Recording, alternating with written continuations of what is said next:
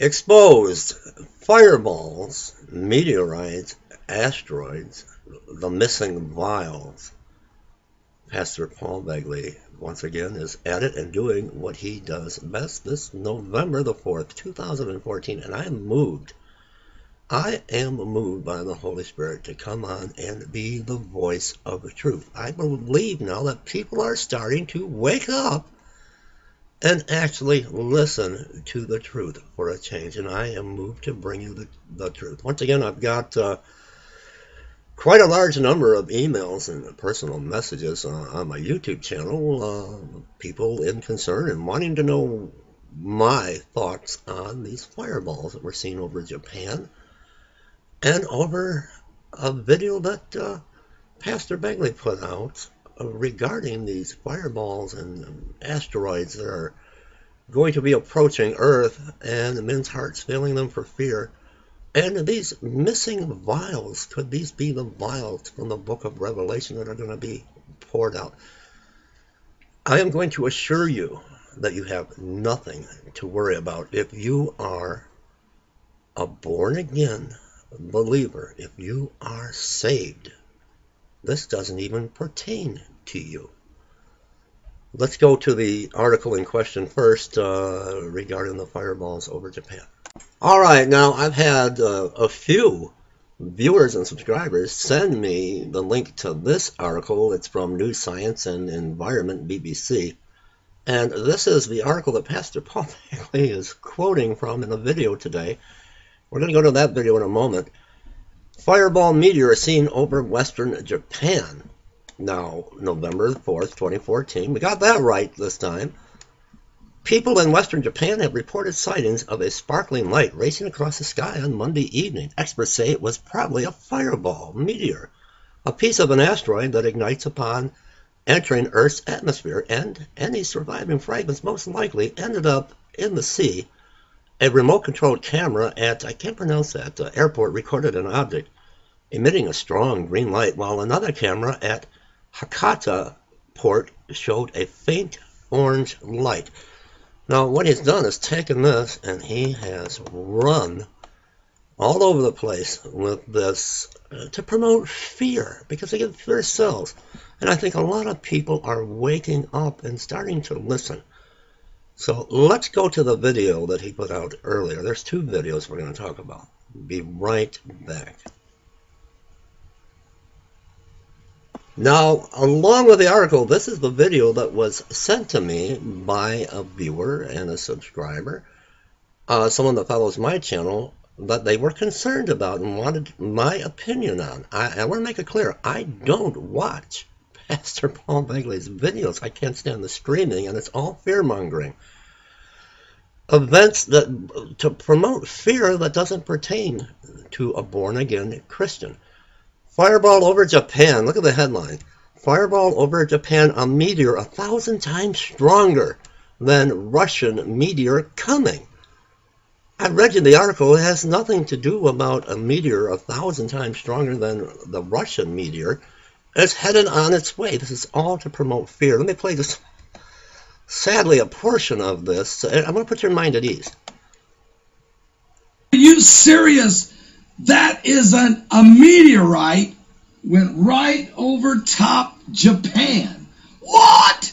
And it was caught on tape. That's right. Well, let me skip ahead, because now he's going to talk about an event that they say might come close to Earth in the year 2029. I don't know if any of us are we going to be alive in 2029, and then in 2047 or something like that. But has a the article has nothing to do with this 1,000 times stronger than Russia meteor that is coming in the year 2029, and then again an approach in, I think it's 2047. I don't know. We're not even going to be here by that point anyway, and the way Bible prophecy is unfolding, I don't see the year 2047 happening. But I don't know where we're at here. Let me play a little bit more. nations with perplexity, the sea and the waves roaring, men's hearts failing them for fear, for looking after those things which are coming on the earth, for the powers of heaven shall be shaken, and then shall they see. All right, now this is what he is preaching on this, and it in the year 2027, and then again another approach in 2047 or 49, I don't know. They're talking about a 2% chance in a million of it hitting Earth. It's all to promote fear. But let me explain something. This is not for you if you are born again, a born-again believer. Let's go to his other video for a moment that was sent to me. Alright, this is the second video that goes along with the first one that they sent me. I thought we covered this already. Where are the missing deadly vials? Ebola. And hold on, I'll play a portion of this. Are you serious? Are you serious? Where are the missing vials? Now look, since the August 23rd report came out about the missing vials, it's not the... At least he's got the date right this time. ...only time that the media has been asking a question about a bunch of missing vials. And he goes on to talk about the missing vials in the first video about the coming 1,000-mile wide asteroid or something that's way so far in the future. He's talking about men's hearts failing them for fear of the things of the earth with perplexity. And here he's talking about, could it possibly be the vial period? Now, it doesn't matter, even though that we found that this is satire, that there are no missing vials, but if there were, we're not at that point in Bible prophecy yet. Let me explain so you don't have anything to worry about, and that this is all hype and sensationalism and promoting fear. Things have to happen first. Satan is waiting in the wings, ready. Now, we're about to see the biblical Antichrist come on the world stage, the son of perdition, the lawless one, the man of sin, and there will be a covenant with many for 1 week or 7 years. And a lot of people think it's going to be between Israel and Palestine. He says with many. So I'm looking at possibly a world war to break out, and then he will bring peace. But it will be short-lived. We're waiting for that to happen. That hasn't happened yet. And we're looking at the news today, and with Prime Minister Benjamin Netanyahu shutting down that mosque on the Temple Mount and talking about rebuilding a third temple. Everything is in place for the third temple to be rebuilt. All of the priest costumes are ready, and they even have replicated King David's solid gold harp. Everything is ready. But before we can worry about vials being poured out, men's hearts failing them for fear, asteroids hitting the earth, as he is proclaiming in this video and the other one, fireballs, something like as of a mountain, cast into the burning and cast into the sea, a star falling, and the name of the star Wormwood, and all of the waters poisoned, and people with the sores like Ebola on them, and people's hearts hiding from the rocks.